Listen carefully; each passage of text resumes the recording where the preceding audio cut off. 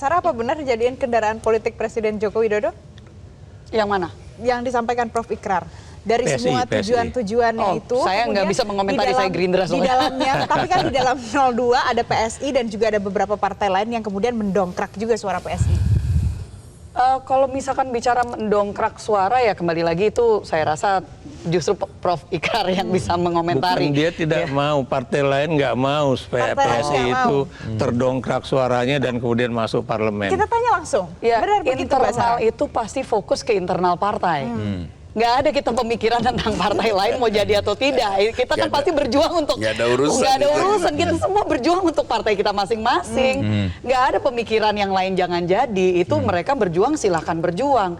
Tapi ini satu hal yang saya mau tambahkan. Ini terjadi di dapil saya nggak tahu apa terjadi di dapil lain. Tapi banyak masyarakat yang belum paham koneksinya antara memilih presiden, calon presiden dengan partai yang mengusung.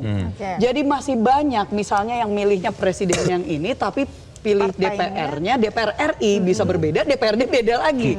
Itu terjadi all over ya. Dan ini pun juga jadi pertanyaan kan kemarin pas di quick count saya masih ingat teman-teman yang di PDI mempertanyakan kok kitanya sekian persen tapi Ganjar Mahfudnya hanya sekian persen. Berarti kan mereka pikirnya ada dari partai yang mendukung partai mereka tetapi tidak mendukung capresnya mereka. Itu pun juga terjadi.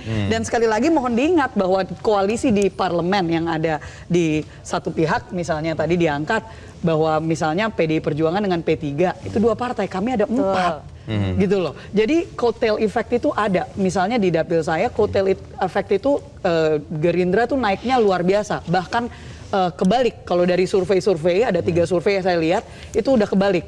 Gerindra yang di atas di dapil DKI 3 ya dan PDI Perjuangan yang di kedua.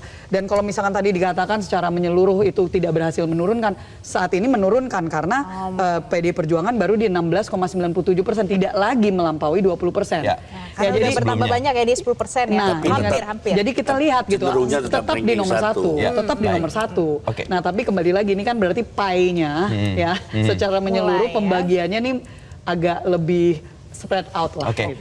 Jelajahi cara baru mendapatkan informasi. Download Metro TV Extend sekarang.